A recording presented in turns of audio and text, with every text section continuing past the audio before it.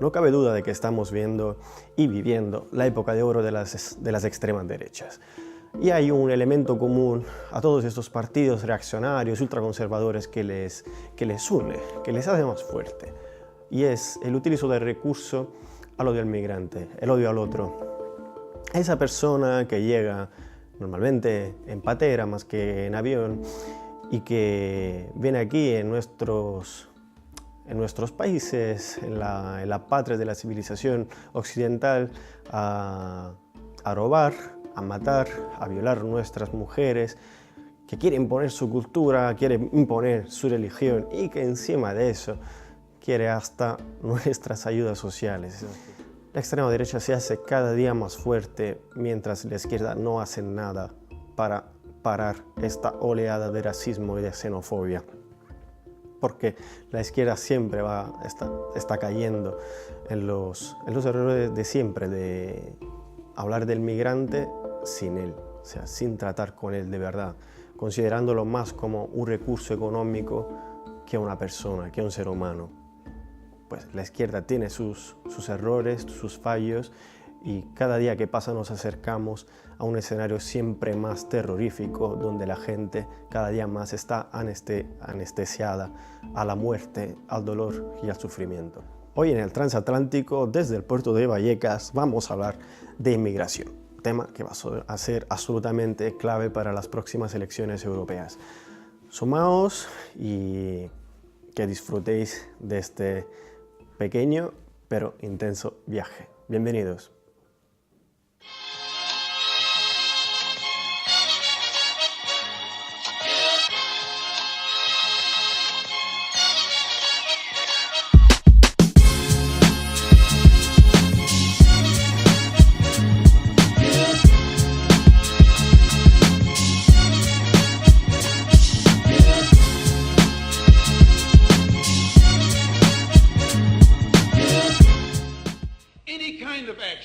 By any means necessary. Y para empezar este nuevo viaje en el transatlántico tenemos el gusto de compartir este viaje con dos expertos. Por un lado tenemos a Natalia Munevar, activista social y militante pro derechos de las personas migrantes. Bienvenida, Natalia, un gusto tenerte aquí con nosotros. Gracias a ustedes por la invitación. Y como siempre, encantados de tener aquí a Yamane Dovmi, politólogo y experto en el mundo árabe. Bienvenido. Un placer, gracias. Y pues la primera pregunta va por Natalia, y yo te pregunto por qué, en tu opinión, la extrema derecha ha apostado por el odio al migrante como principal recurso narrativo. ¿Por qué está teniendo tanta fuerza? Yo creo que en Europa se empezó a hablar de crisis de refugiados en el 2015, cuando efectivamente empezaron a llegar bastantes personas de Siria. Y se hablaba de una crisis de refugiados porque era como una forma también de no abordar el problema y hacerlo exteriores, o sea, como una forma también de hablar del respeto o del derecho más bien que tenían los países europeos de soberanía o de poder abordar ese tema. Pero realmente lo que está pasando en Europa es una crisis de derechos, y lo que se cuestiona es puntualmente quién tiene derecho a tener derechos. Y allí es donde los migrantes puntualmente pues obviamente nos excluyen y nos dejan a un lado. Esto sucede pues porque bueno, tiene una trayectoria mucho más larga, y es una cuestión de cómo el neoliberalismo se ha basado en políticas de austeridad que ha promovido precisamente que pues que haya recortes en sanidad, que haya recortes en salud, que haya recortes en todo esto. Y cuando empieza a cuestionarse quién tiene derecho a tener derechos basados en esa austeridad, es donde emerge la extrema derecha y se para en cómo... Entonces, como una, digamos, se identifica como una causa de la crisis europea, de la crisis económica y política. ¿Qué? Por lo tanto, se utilizan como... Los migrantes. Claro. no es que se utilice como la causa, sino más bien es como el chivo expiatorio en función de esa sensación de escasez, se genera esa sensación, se transmite esa sensación de escasez, y al haber esa sensación de escasez que es basada precisamente en esas políticas de austeridad, es como al cuestionarnos quién tiene derecho a tener derechos, no permiten el cuestionamiento de cómo es ese reparto, de cómo tiene que ser ese reparto. Perfecto. Claro. Pues Yamani, en tu opinión hay otras causas también, aparte de la económica, que hayan contribuido al fomento de este odio al migrante? ¿Otras causas?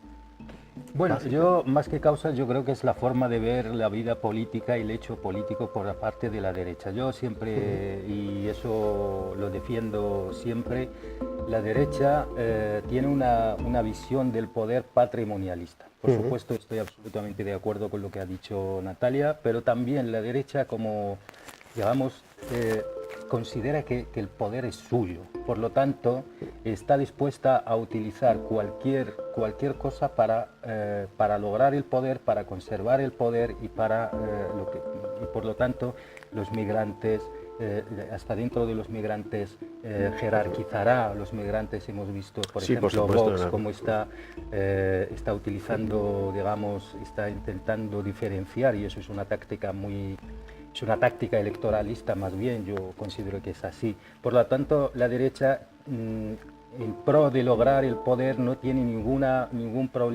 problema en utilizar los migrantes, por ejemplo, el tema de las mujeres. Está dispuesta a todo, lo cual a mí yo creo que causas, la derecha no tiene una causa o dos o tres, tiene todas las... Claro, has hablado de una jerarquización de los migrantes, ¿no? Y esto me parece bastante evidente, porque los más afectados evidentemente son los que proceden de Norte de África, de Oriente Medio, y que se encasillan por lo tanto en el mundo árabe. Entonces, Natalia, te pregunto también desde el punto de vista del activismo social y cómo lo has vivido con los manteros, por ejemplo, ¿qué papel ha jugado el terrorismo, el miedo al terrorismo en el fortalecimiento del discurso racista, en particular en referencia a ese sector migrante, a esa población migrante? Pienso que esa actitud o ese mensaje que transmite la derecha de criminalizar a los migrantes,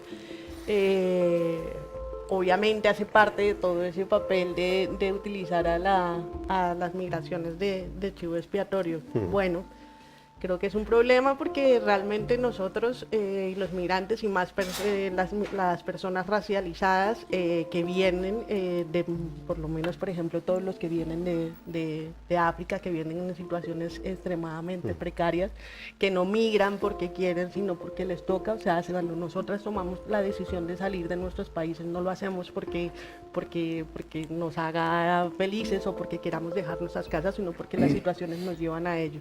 Y ellos especialmente migran en situaciones y en condiciones bastante complicadas. O sea, todo el paso por Libia, que de eso nunca se habla, todo el tema también obviamente de las pateras, de los riesgos que corren en el Mediterráneo, y aún así llegan a Europa y los tratan, tienen que pasar por centros de internamiento transitorios, no recuerdo los CIES. Los CIES No. Los CETIS. Y ya cuando están aquí, que tienen que pasar además tienen que vivir acá bajo condiciones que están marcadas por la ley de extranjería, que les prohíbe, principalmente les cohíbe el tener documentación para poder trabajar, para poder vivir dignamente, aún en esas situaciones tan precarias, tienen que sobrellevar el hecho de la discriminación, la criminalización que hace que la sociedad genere un cordón de seguridad también alrededor de ellos, que es totalmente innecesario.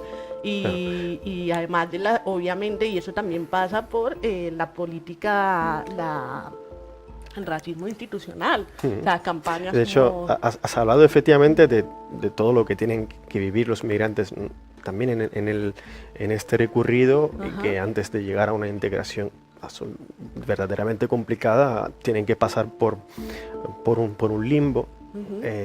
En estos podemos incluir seguramente los CIEs, ¿no? De hecho, yo te pregunto, Yamani, tú que has trabajado mucho con personas que han estado en los CIEs, ¿cómo se podría trabajar para mejorar ese pasaje, esa transición, ¿no? ¿Cómo mejorar concretamente la vida de los migrantes en cuanto llegan el primer impacto? En primer lugar, hay que cerrar los CIEs. Creo que es el paso imprescindible para llegar a las personas tienen dignidad. Y las personas migrantes que están en los CIEs no han cometido ningún delito de ningún tipo. Una persona no puede ser ilegal por no llevar un documento. Por lo tanto, lo primero que hay que hacer es derogar la directiva europea, esa directiva de la vergüenza del 2000, creo que de 2012, derogar, y yo en eso soy bastante contundente, derogar la ley de extranjería en España, porque lo que hace es jerarquizar, españoles, migrantes, lo cual los inmigrantes siguen siendo ciudadanos de segunda, y cerrar todas aquellas instituciones como los CIEs. Yo creo que los CIEs, más que centros de internamiento de inmigrantes, debería llamarse centros de indignidad en España. Y en Europa, toda Europa. Y además quizás lo más vergonzoso es que estos CIEs, de hecho, se están construyendo centros fuera de España, en países que no respetan los derechos humanos. El proceso de externalización de las fronteras, lo que está sucediendo en el CIE de Aluche, pues esto lleva esa forma de gestionar el fenómeno migratorio. Llévalo, por ejemplo, a Mauritania, a Marruecos o a Libia. Libia, de hecho, yo creo que, corrígeme si me equivoco, creo que hay intentos de construir algo parecido a los CIEs en Libia, que estamos hablando de un Estado fallido. Lo cual yo creo que esa para mí sería lo más necesario. Claro. Y esto, bueno, un peso muy importante de estas políticas depende de la Unión Europea, que lo permite. Efectivamente, has hablado de decretos políticas totalmente indignas. Pues te pregunto, Natalia, en tu opinión, ¿cómo se reparten las culpas en esto? O sea, ¿cuál es el peso de la Unión Europea en este fracaso contundente de la gestión migratoria? ¿Dónde se reparten las culpas? ¿Si es más una cuestión comunitaria o si más bien es algo que tiene que ver con los singulos estados? Cuando te decía lo de la crisis de los refugiados es muy particular porque ellos empezaron a hablar de crisis de refugiados como algo que sucede en ese instante, ¿no? Como en el 2015 cuando empezaron a llegar todas estas personas, y es como la crisis de los refugiados, como si esas circunstancias fueran ajenas a la Unión Europea, ¿no? Como si esas razones no existieran y de repente aparecieron, ¿no? Como no prever que la movilidad humana, además existe desde hace tiempos, que efectivamente hay ciclos en los que nos movemos mucho más y que ahora mismo efectivamente sí, podemos hablar de los límites del planeta, de cambios climáticos, de guerras, de tal, que efectivamente no son ajenas a las políticas exteriores de la Unión Europea. Y esa implicación de la Unión Europea en todas estas cuestiones, porque que precisamente son las que producen las migraciones, no pueden ser, o sea, que son totalmente conscientes, y que lo que no puede hacer la Unión Europea a la hora de construir muros o endurecer o hacer de Europa o de la Unión Europea una Europa fortaleza, desde luego no es la solución. O sea, que no es solo una gestión de las migraciones, sino de cómo se está abordando la problemática, o sea, todos estos problemas a nivel mundial. O sea, ¿cuáles son las relaciones que está estableciendo la Unión Europea y las políticas exteriores? Perfecto. Entonces, Yamani, ¿tú qué opinas acerca de esto, de la coyuntura internacional? ¿Cuánto está pesando? Hombre, la coyuntura internacional, por supuesto, debe pesar, la globalización debe pesar, porque las mercancías tienen mucho más capacidad de circulación que las personas, pero esa coyuntura internacional la creó Europa con Estados Unidos, con los países, las potencias occidentales. O sea, esa coyuntura internacional no es algo que cae del cielo.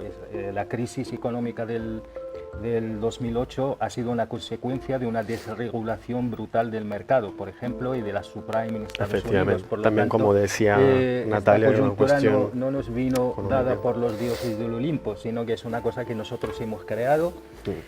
Y quisiera seguir con lo que decía Natalia antes. Europa no es ajena hasta tal punto que no podemos olvidar que Europa está metida en la guerra de Siria. Europa, no podemos olvidar que Rajoy defendió el uso de 6 aviones cazas españolas en Libia, lo cual, o sea, España es un actor. Pero ahí estás hablando puntualmente de España, es que claro, Sí, es sí, que pero, cada Estado miembro, claro. que estoy de acuerdo, que cada Estado miembro tiene su responsabilidad, por supuesto, además. O sea, Europa es una organización supranacional, pero también los Estados pesan, porque hay un Consejo General de los Jefes de Estado, por lo tanto... Así que las culpas se reparten en partes prácticamente iguales, ¿no? Sí, simbióticas. Yo diría que son unas culpas simbióticas. Pero es que, por ejemplo, en América Latina nosotros nos pasa, por ejemplo, España es el país, creo que es de Europa con mayor cantidad de multinacionales en Colombia, lo que nos toca. Y ahora está pasando algo, porque después de la firma de los acuerdos de paz, ha habido una escalada de asesinatos de líderes sociales en Colombia. Es muy particular porque todo lo que pasa con Venezuela y la situación en Colombia es extremadamente dramática. Y hay un vínculo entre la presencia de multinacionales, sobre todo empresas de extractivismo, minerías y tal, con el desplazamiento de la gente y con el asesinato de líderes sociales. Perfecto. De verdad, de momento hemos sacado ya muchas conclusiones, tenemos que dar un pequeño corte y vamos a unas declaraciones que vamos a ver enseguida y volvemos por la segunda parte de esta entrevista.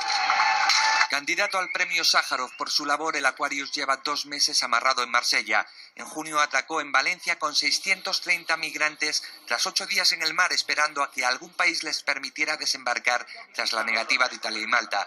Su último rescate fue el pasado septiembre.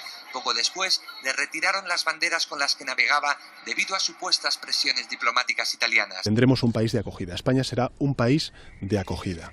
Un país que diga sí a lo que Rajoy ha dicho no durante estos últimos 2 años de crisis de refugiados. Algún partido tendrá que asumir la incorrección política y el coraje de decir a los españoles la verdad, de decirle a la sociedad lo que somos capaces de asumir y lo que es objetivamente inasumible. Más de 2.100 personas han muerto en el Mediterráneo en lo que va de año. Por eso ambas ONGs buscan ahora una nueva fórmula para volver a su labor a principios de 2019. Porque hay que equilibrar entre solidaridad y responsabilidad. Porque sin responsabilidad podemos acabar, como muchos países, con populismo en los gobiernos. El modelo de la Unión Europea, de cierre de fronteras, de que nadie ponga un pie en Europa, de querer deportarlos a todos, es el que da cobijo a este tipo de políticas que llevan a la muerte a miles de personas. Es el modelo de la Unión Europea. Los responsables son la Comisión Europea, los Estados miembros y también los eurodiputados que con su voto avalen esas políticas.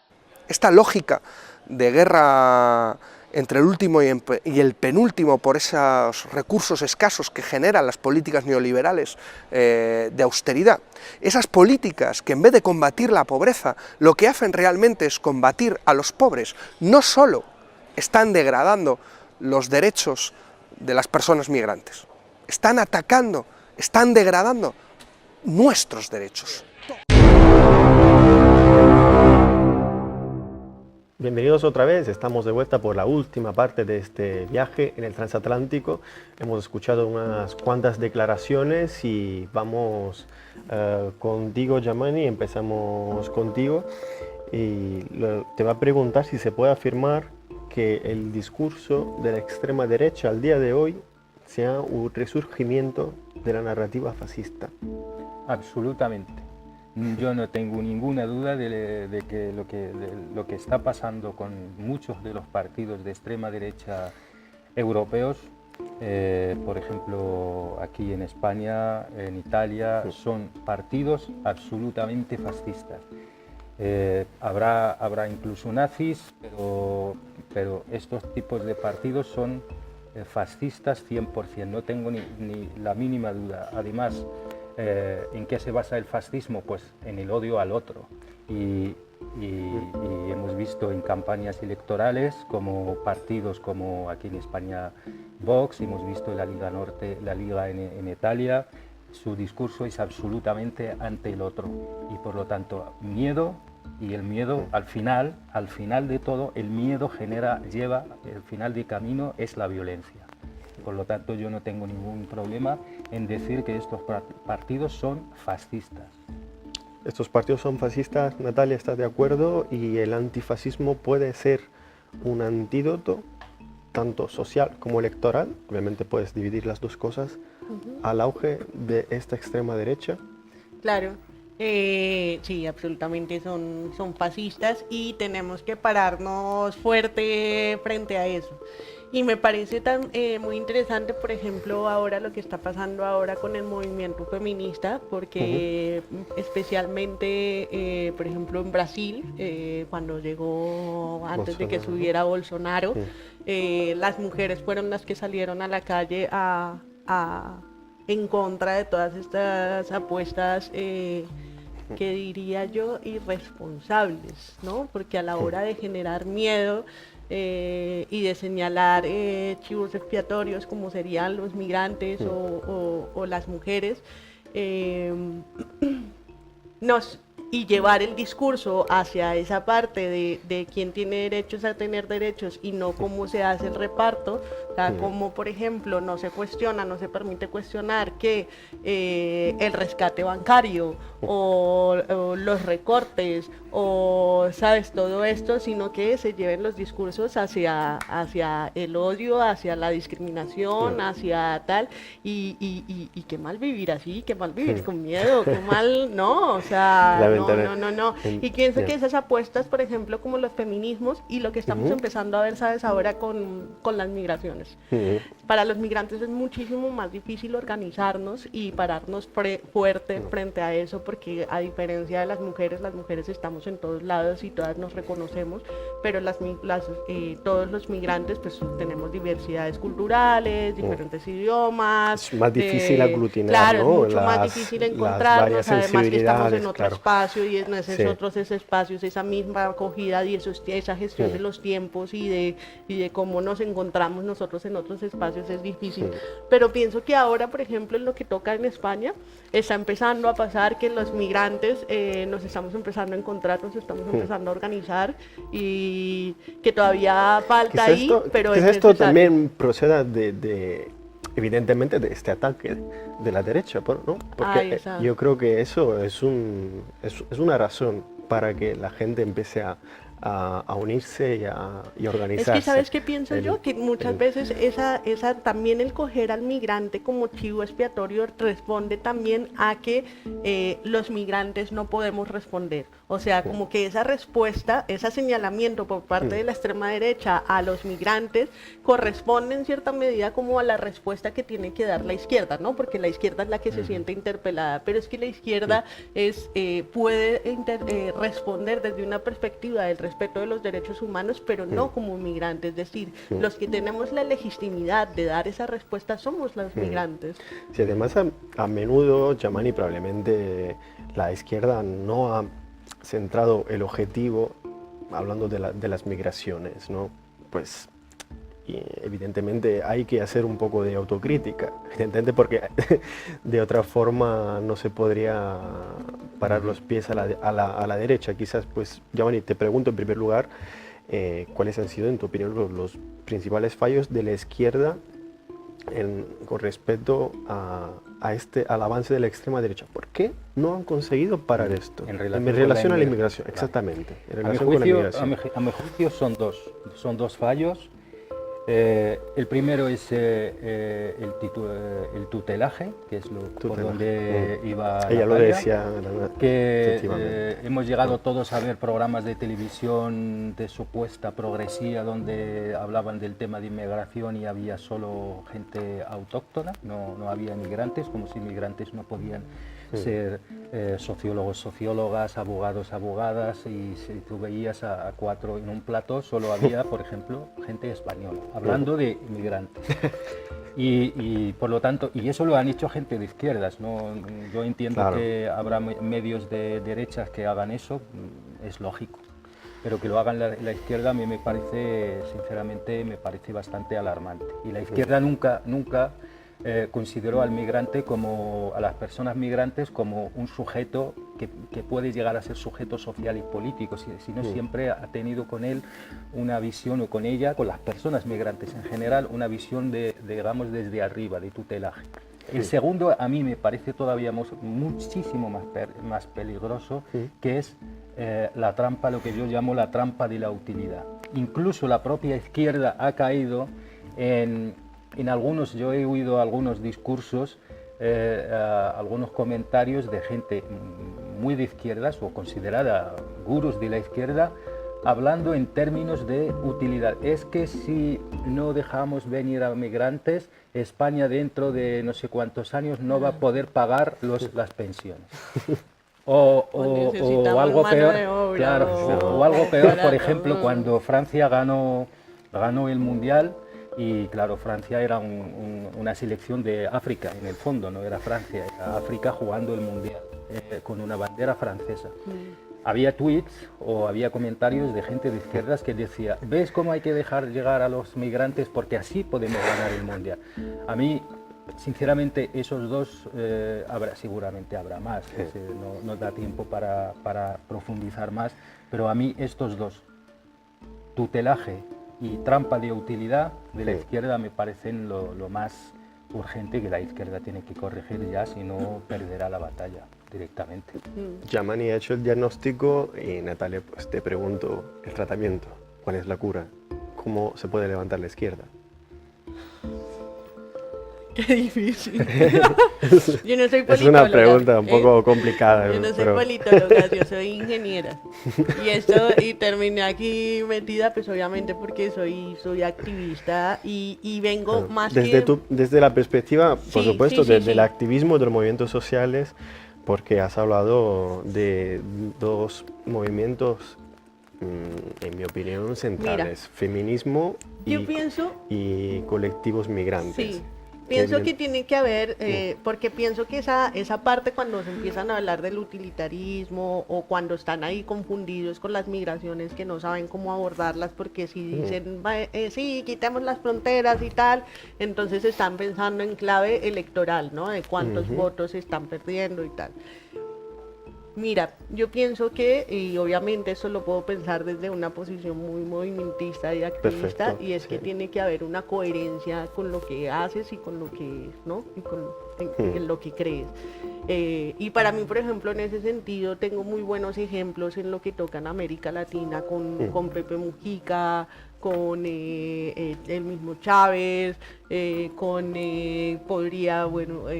tener un marco ahí, pero también con Rafael Correa.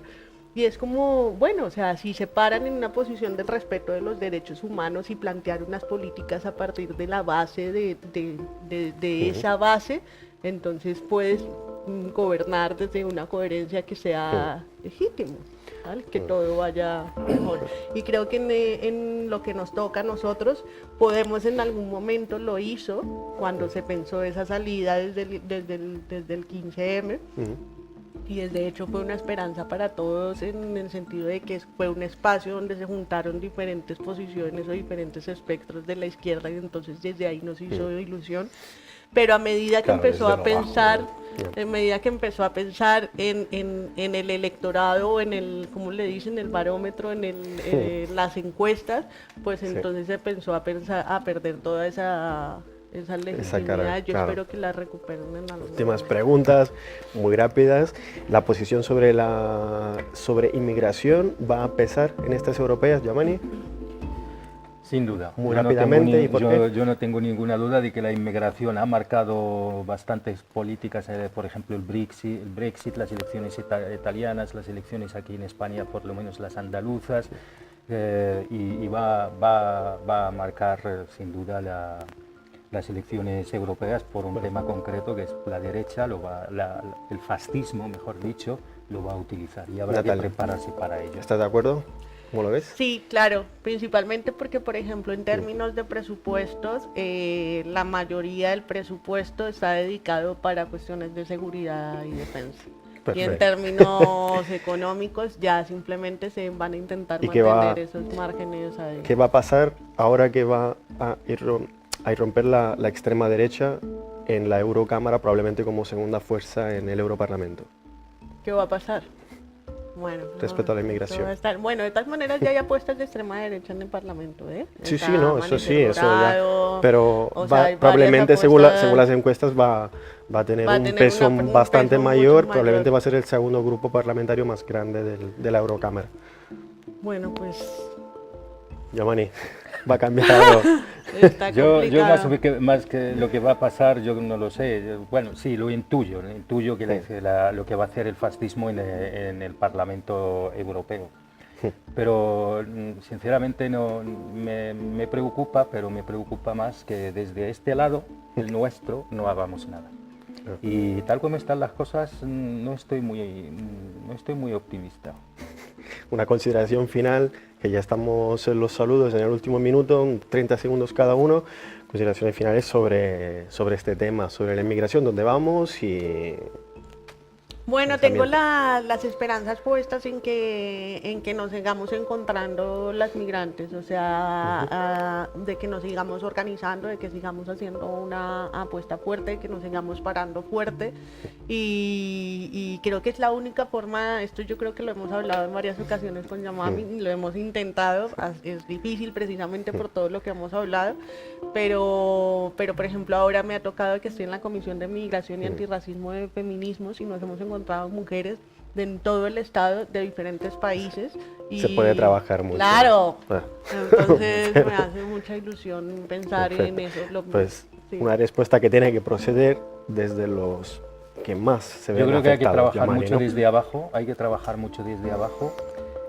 Las personas migrantes nos tenemos que organizar, las personas migrantes no tenemos que demostrar en ningún momento que somos seres humanos para tener derechos. De hecho eso ya viene, es que a mí me parece absurdo que a veces estemos hablando de derechos humanos como si tengo que demostrar yo que soy un ser humano para merecer derechos.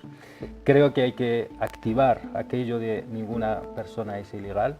Y creo que primero nos tenemos que organizar nosotros, nosotros personas migrantes como primeros y no volver jamás a caer en el error de dejar que otros hagan algo por nosotros. Pues hasta aquí hemos llegado, este viaje llega a su fin.